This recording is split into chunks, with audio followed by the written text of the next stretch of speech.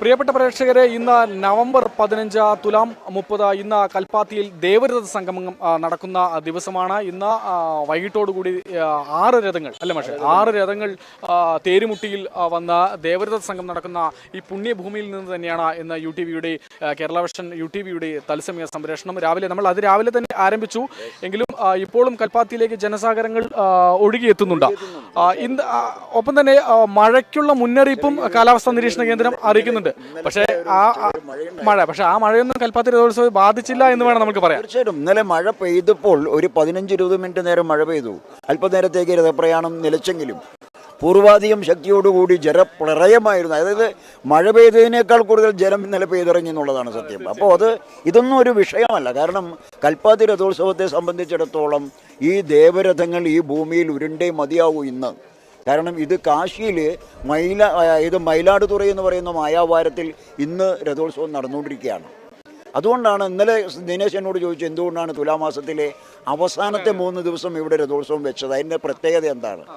കാരണം ഈ ദിവസം ഇവിടെ രഥോത്സവം നടത്തിയത് ആ നാട്ടിലുണ്ടായിരുന്ന ബ്രാഹ്മണന്മാർ മുഴുവൻ ഇവിടെ കുടിയേറി പാർത്തു. കുറേയേറെ പേര് ദ്രാവിഡ സംസ്കാരം ഇവിടെ കുടിയേറി പാർത്തു. ഇവിടെ ക്ഷേത്രം നിർമ്മിച്ചപ്പോൾ ഇവിടെയുള്ളവർക്ക് ഈ ദിവസം അവിടെ നടക്കുന്ന രഥോത്സവം കാണാൻ പറ്റില്ല. അപ്പോൾ തീർച്ചയായിട്ടും ഇവിടെ അതേ ദിവസം അവിടെ നടക്കുന്ന രഥോത്സവം നടക്കുന്ന അതേ ദിവസം തന്നെ ഇവിടെയും രഥോത്സവം നടത്തണമെന്ന് അവരുടെ ആഗ്രഹമായിരുന്നു. ഇവിടെ കുടിയേറി പാർത്ത ബ്രാഹ്മണരുടെ ആഗ്രഹമായിരുന്നു. അപ്പോൾ മായാവാരത്ത് നടക്കുന്ന അതേ രഥോത്സവം ഇന്നലെയും മിനിയാന്നും ഇന്നുമായി അവിടെ നടക്കുന്നു. ഇന്ന് അവിടെ ലാസ്റ്റ് ഒടുവിലെ തേരാണ്. ഇവിടെയും അതുപോലെയാണ്. അവിടുത്തെ ആചാരം എന്തോ അത് തന്നെയാണ് ഇവിടെയും.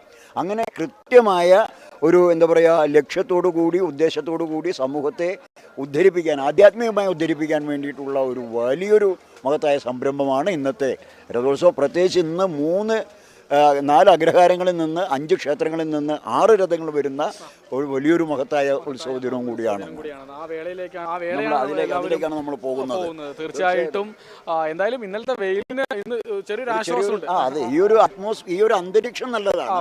മഴ പെയ്യാതെ നിന്നാൽ ഇത് തന്നെയാണ് ഏറ്റവും നല്ല അന്തരീക്ഷം. തീർച്ചയായിട്ടും വെയിലിന്റെ ചൂടേൽക്കാതെ വളരെ കൂടുതലായി നേരം ആസ്വദിക്കാം, ഉത്സവം ആസ്വദിക്കാം, രഥചക്രം ഉരുളുന്നതിന്റെ പുറകെ നടക്കാം.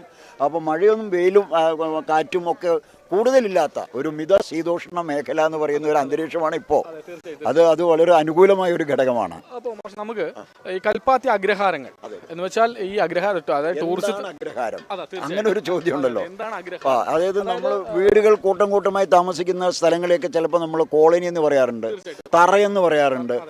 അതുപോലെ തന്നെ ഒരു ഗ്രൂപ്പായിട്ട് പറയുന്ന സമയത്ത് റെസിഡൻസ് എന്നൊക്കെ പറയാറുണ്ട്, ഏരിയ പറയാറുണ്ട്. പക്ഷെ ഇവിടെ മാത്രം ഒരു ചുമര് ആണ് ഇവരുടെ അതിർത്തി എന്ന് പറയാം. അല്ല അതായത് ഒരു വീടിന് 3 ചുമരുകൾ എന്ന് നേരത്തെ നമ്മൾ സൂചിപ്പിച്ചു. ആ വീട് അതായത് ഇപ്പോൾ നമ്മൾക്ക് ഒരു ഉദാഹരണത്തിന് ഒരു വീട് നമുക്കൊന്ന് കാണിക്കാം. ദൃശ്യത്തിലേക്ക് ഒരു വീട് കാണിക്കാം.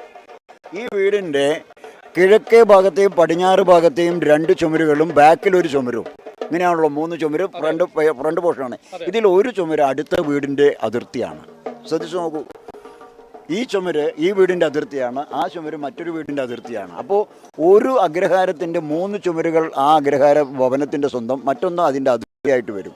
അങ്ങനെ അതിർത്തി തിരിച്ച് ഒന്നോടൊന്ന് ചേർന്ന് നിൽക്കുന്ന 2 ഭാഗത്തും വീടുകൾ ഒരുപോലെ പൂമാല എങ്ങനെയാണോ നമ്മൾ കോർത്തുണ്ടാക്കുന്നത് അതുപോലെയാണ് 2 സൈഡിലും അഗ്രഹാരങ്ങൾ. ഇതിന്റെ അറ്റത്താണ് ക്ഷേത്രം. അതായത് ആ മാലയുടെ ഏറ്റവും ഒടുവിലത്തെ കൊണ്ട അഥവാ അതിൻ്റെ മൊട്ട് പോലെ, അങ്ങനെ പുഷ്പം ചാർത്തിയിട്ടിരിക്കുന്നത് പോലെ വീടുകളും അതിൻ്റെ ഏറ്റവും ഒടുവിൽ അതിൻ്റെ മകുടം പോലിരിക്കുന്ന ക്ഷേത്രവും. ഇങ്ങനൊരു പൂമാലയുടെ ആകൃതിയിൽ കിടക്കുന്ന ഭവന സമ്പ്രദായം ഉള്ളത് കൊണ്ടാണ് ഇതിനെ അഗ്രഹാരം എന്ന് പറയുന്നത്. അതുകൊണ്ടാണ് ഈ ദ്വിജന്മാർ താമസിക്കുന്ന, ബ്രാഹ്മണന്മാർ താമസിക്കുന്ന വീടിനെ അഗ്രഹാരം എന്ന് വിളിക്കുന്നത്. അവിടെ ബ്രാഹ്മണന്മാരാണ് ഏറ്റവും കൂടുതലായിട്ട് താമസിക്കുന്നത്. ജീവിത ശൈലി ഉണ്ടല്ലോ, തീർച്ചയായിട്ടും അത് പ്രധാനമാണല്ലോ.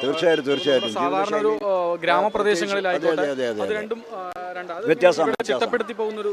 തീർച്ചയായിട്ടും വളരെ വളരെ പ്രസക്തമായ ഒരു ചോദ്യമാണ്. ബ്രാഹ്മണന്മാരെന്ന് പറയുന്ന അവരുടെ നിത്യജീവിതത്തിൽ അവർ പകർത്തേണ്ടുന്ന ചില നിഷ്ഠകളുണ്ട്. പ്രത്യേകിച്ച് ക്ഷേത്രാചാരങ്ങൾ, ആ ആചാരങ്ങളുമായി ബന്ധപ്പെട്ടിട്ടുള്ള അവരുടെ ജീവിതക്രമങ്ങൾ, അതായത് വേദപാരായണ, അഗ്നിഹോത്രം, അതുപോലെ തന്നെ രാവിലെയുള്ള പ്രഭാത സ്നാനം, ഗായത്രി മന്ത്ര ജപം, അത് കഴിഞ്ഞ് ക്ഷേത്രദർശനത്തിന് ശേഷമുള്ള അവരുടെ ഭക്ഷണക്രമങ്ങൾ, അവരുടെ ശാരീരികമായ മറ്റ് പ്രവർത്തന രീതികൾ, ഇവയെല്ലാം തന്നെ എടുത്ത് പരിശോധിച്ച് നോക്കിയാൽ തികച്ചും വ്യത്യസ്തമായ ഒരു ജീവിത ശൈലി നയിക്കുന്നവരാണ് ദ്വിജന്മാർ അഥവാ വിപ്രന്മാർ, ബ്രാഹ്മണന്മാരെന്ന് നമുക്ക് പറയാൻ കഴിയും. അങ്ങനെ ഒരു ജീവിതശൈലി നയിക്കുന്നവരാണ് അവരെല്ലാവരും. എന്താണ് ഇവിടുത്തെ വിഷയം? ഈ പല്ലാവൂരിൽ നിന്ന് വന്നിട്ടുള്ള, പല്ലാവൂരല്ല, കൊല്ലങ്കോട് നിന്നിട്ട് വന്നുള്ള ചെറിയൊരു ആനപ്രേമിയും രഥത്തിന്റെയും കാണാൻ വേണ്ടിയിട്ട് വന്നിട്ടുള്ളതാണ്. ചെറിയ ആനപ്രേമിയാണോ വലിയ ആനപ്രേമിയാണോ? വലിയ ആനപ്രേമി എന്ന് പറയാം, തികച്ചു. എന്റെ പേര് സുന്ദർ എന്നാണ്. കാശിയിൽ പാതി കൽപ്പാത്തി എന്ന് പറയുന്ന മാതിരി ഇവിടെ വന്നു കഴിഞ്ഞാൽ തന്നെ ഏകദേശം എന്താ പറയാ, എന്തെങ്കിലും അസുഖം കാര്യങ്ങളും അല്ലെങ്കിൽ എന്തെങ്കിലും വഴിപാട് എന്തെങ്കിലും ചെയ്തു കഴിഞ്ഞാൽ മാറും എന്നുള്ളൊരു വിശ്വാസമുണ്ട്. അത് ഒരുപാട് മാറ്റങ്ങൾ വരുത്തിയിട്ടുണ്ട്, എനിക്കും വരുത്തിയിട്ടുണ്ട്.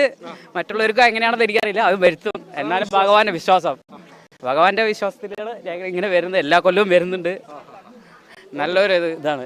തീർച്ചയായും എന്തായാലും ഇവിടെ വെച്ച് പരിചയപ്പെടാൻ കഴിഞ്ഞാൽ വളരെ സന്തോഷമുണ്ട്. ഇനിയുള്ള ഉത്സവം വെച്ച് കാണാം കേട്ടോ. തീർച്ചയായിട്ടും ഇതാണ് ഇപ്പോൾ പറഞ്ഞു കേട്ടില്ല. അത് ഒരു പ്രാർത്ഥനയിലൂടെ അല്ലെങ്കിൽ ഒരു വഴിപാട് നേരുന്നതിലൂടെ അവരുടെ മാനസികമായ പ്രയാസങ്ങൾ, അവരുടെ ദുഃഖങ്ങൾ, അവരുടെ അസുഖങ്ങൾ, അതായത് രോഗാവസ്ഥകൾ, ഇതൊക്കെ മാറി നല്ലൊരു സുഖാവസ്ഥയിലേക്ക് ഒരു മനുഷ്യനെ അല്ലെങ്കിൽ ഒരു വ്യക്തിയെ കൊണ്ട് എത്തിക്കുന്നതിന് ഈശ്വര സന്നിധാനങ്ങൾ വളരെ ഉപകരിക്കുന്നു എന്നാണ് നമ്മളിപ്പോൾ കേട്ടതിൽ നിന്നും മനസ്സിലാക്കാൻ സാധിച്ചത്. അപ്പോൾ അത് ശരിക്കും പറഞ്ഞാൽ ബ്രാഹ്മണ സമുദായങ്ങളിൽ നിന്നും ഉരുത്തിരിഞ്ഞു വന്ന ഈ ആരാധനാ സമ്പ്രദായങ്ങൾ തീർച്ചയായും അവരുടെ ജീവിത ശൈലിയുമായി ബന്ധപ്പെട്ടതാണ്.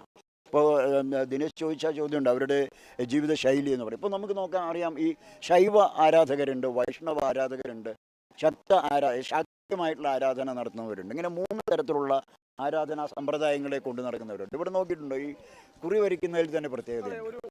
3 വരകൾ ഇങ്ങനെ നീളത്തിൽ നെറ്റിയിൽ ആ യു ഷേപ്പിലുള്ളൂ. ഇത് രണ്ടും 2 ആരാധനാ സമ്പ്രദായങ്ങളെ കുറിക്കുകയാണ്. ഒന്ന് ശൈവാരാധനയും മറ്റൊന്ന് വൈഷ്ണവാരാധനയും. വൈഷ്ണവാരാധനയാണ് ഈ ഓം എന്ന അക്ഷരത്തിൽ വരുന്ന ഇങ്ങനെ ഗോപിക്കുറി ചെയ്യപ്പെടണം,